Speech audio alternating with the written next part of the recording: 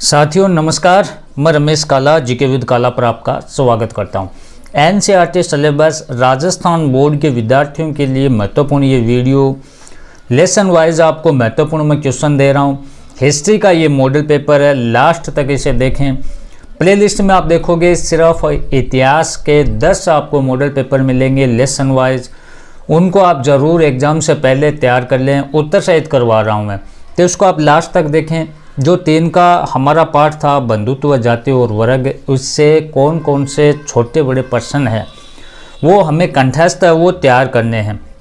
Detail से इतिहास को हमने पढ़ा रखा है। अगर आपको नोट्स चाहिए तो इस चैनल की कम्युनिटी में डिटेल दे दी जाएगी, वहाँ से नोट्स भी प्राप्त कर सकते हैं। तो इतिहास की एक अच्छी तैयारी करने के लिए आपको क्या करना है कि डिटेल से पढ़ना होगा। मोस्ट इम्पोर्टेंट क्वेश्चन भी देखने होंगे उत्तर सहित। अच्छे से हमने तैयारी करवा रखी है, प्लेलिस्ट में जाकर आप जरूर देखें। राजस्थान बोर्ड एनसीईआरटी सिलेबस के अकॉर्डिंग, न्यू सिलेबस के अकॉर्डिंग में आपको जो 70% सिलेबस आपका दिया गया है उसी के हिसाब से आपको मैं तैयारी करवा रहा हूँ। तो पहला हमारा प्रश्न है कि कौरव और पांडव किस वंश से संबंधित थे। महत्वपूर्ण क्वेश्चन है साथियों।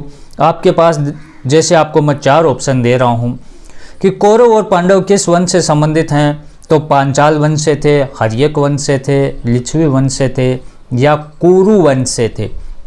तो आपका उत्तर क्या है? बिल्कुल कौरव और पांडव ये कुरु वंश से थे। किस वंश से थे? कुरु वंश से थे। नेक्स्ट प्रश्न आप देखें, किन शासकों को अपने मातृ नाम से चयनित किया जाता है। कहने का मतलब है वो कौन सा शासक था, वो कौन से शासक थे जो अपने नाम से पहले अपने माँ का नाम लगाते थे, जैसे गौतमी पुत्र शातकर्णी, है ना। तो ये कौन सा वंश था? सातवाहन वंश था। आपको सातवाहन वंश आपको याद रखना है। क्या प्रश्न था?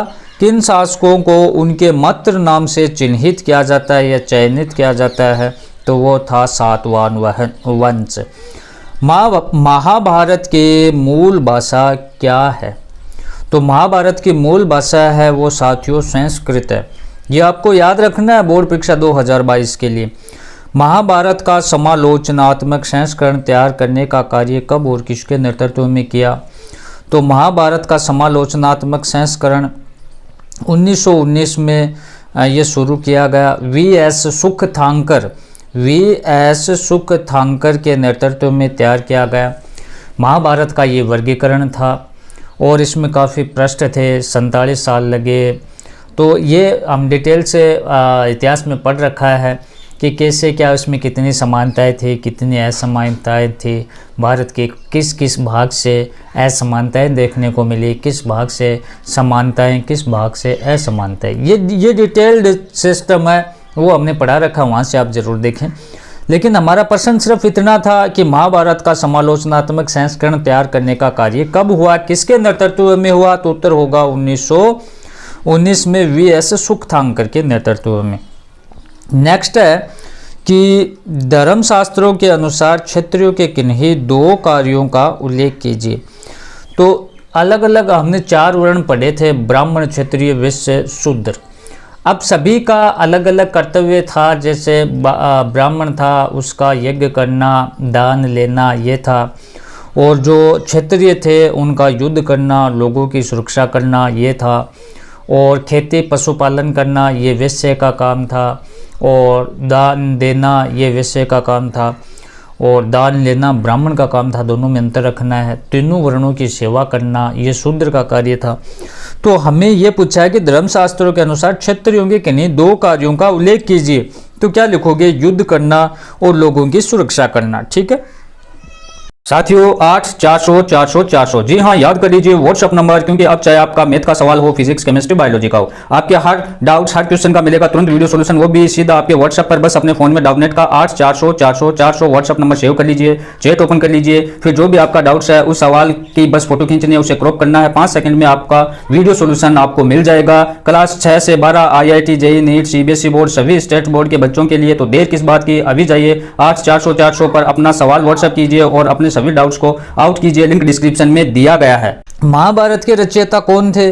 तो महर्षि वेदव्यास या ऋषि व्यास है, वो महाभारत के रचयिता थे। अब देखो महत्वपूर्ण क्वेश्चन है हमारे पास, हमने डिटेल से जब पढ़ा तो अंतर्विवाह बहिर्विवाह, बहुपत्नी विवाह, बहुपति विवाह, अनुलोम विवाह, प्रतिलोम विवाह। और जो मनुस्मृति के अनुसार 8 प्रकार के विवाह देखे थे, ब्रह्म विवाह, देव विवाह, ब्रह्म, देव, प्रजापति, असुर, गंधर्व, राक्षस, पेशाच, ये विवाह हमने देखे थे। तो यहाँ हमसे प्रश्न सीधा ये पूछा है कि अंतर्विवाह किसे कहते हैं। क्या पूछा है?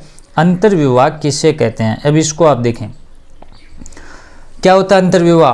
कि अपने समूह, गोत्र या कुल जाति के बीच ही विवाह करना, वो क्या है? अंतर्विवाह। और इसका उल्टा हमें कर देना कि अपने गोत्र कुल जाति से बाहर विवाह करना, वो बहिर्विवाह होता है।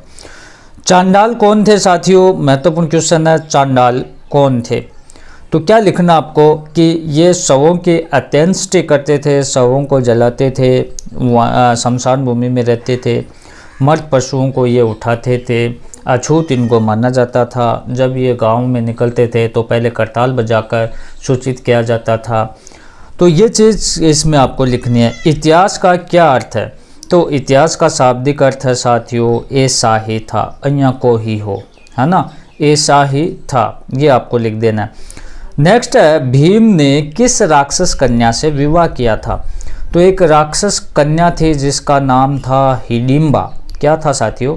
हिडिंबा। इसके साथ में भीम ने विवाह किया था।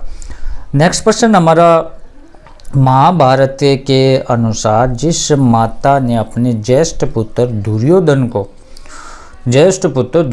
को युद्ध न करने की सलाह दी थी, तो किस पुत्र को? किसने नहीं दी थी सलाह? गांधारी।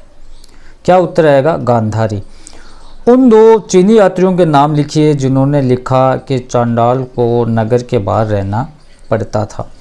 तो 2 चीनी यात्री थे, उन्होंने बताया कि जो चांडाल थे उनको नगर के बाहर रहना पड़ता था।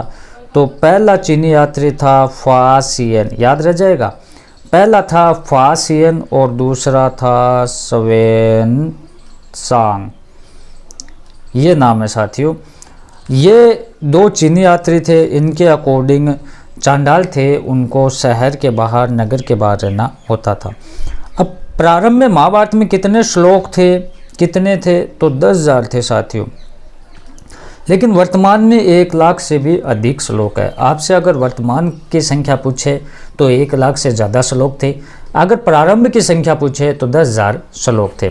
नेक्स्ट है, ब्राह्मण में जाति व्यवस्था किस पर आधारित थी?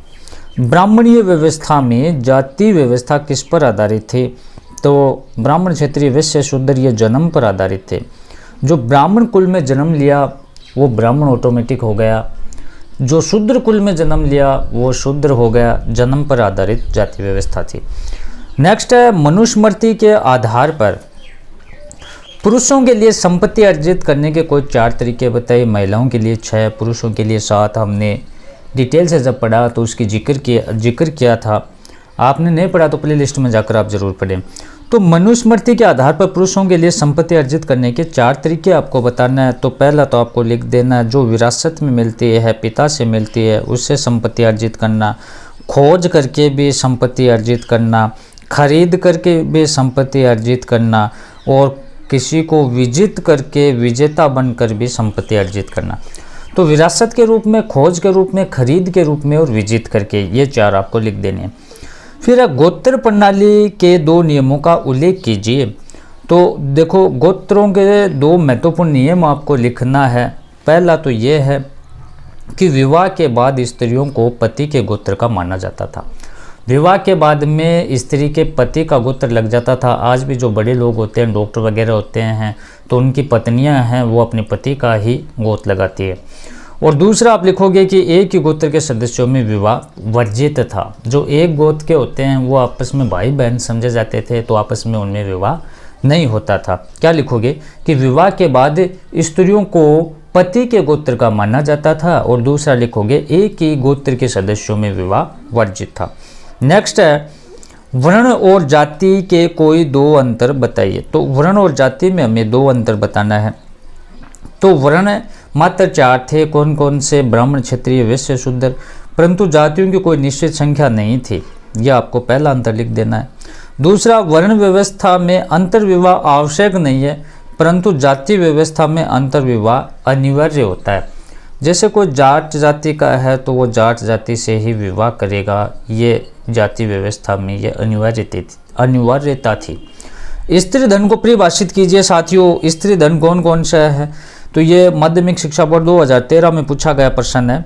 स्त्री धन को परिभाषित करना है तो स्त्री धन कौन कौन से होते हैं। विवाह के समय मिले उपहार पर स्त्रियों का स्वामित्व माना जाता था। जो विवाह में उसको उपहार मिलते थे, जैसे बान मनोरे में, स्टेज प्रोग्राम पर, या और जो मुख दिखाई वाली जो रस्म थी उसमें, तो ये जो उसको उपहार मिलते थे ये स्त्री धन था। अब मनुस्मृति का संकलन कब किया गया। हमारे लिए महत्वपूर्ण प्रश्न कौन सा है कि मनुस्मृति का संकलन या इसकी रचना कब की गई साथियों। तो आपको लिखना है 200 ईसा पूर्व से 200 ईस्वी के बीच। 200 ईस्वी पूर्व से 200 ईस्वी के बीच इसका संकलन किया गया था। बड़े प्रश्न हमारे लिए कि भगवत गीता पर एक संक्षिप्त टिप्पणी लिखिए, और महाभारत एक गतिशील ग्रंथ है, व्याख्या कीजिए, स्टार लगा लीजिए। क्या प्राचीन काल में भारत में केवल क्षेत्रीय शासक के शासन कर सकते थे, इसकी विवेचना करने। बीबी लाल के नेतृत्व में हस्तिनापुर में किए गए उत्खनन कार्य का वर्णन कीजिए। महाभारत कालीन सामाजिक, धार्मिक, आर्थिक, राजनीतिक स्थिति का वर्णन करना है। ये बड़े प्रश्न हमने जो डिटेल से पढ़ा रखा है वहाँ आपको मिलेंगे। नोट्स चाहिए तो आप कम्युनिटी में जाकर डिटेल चेक करें।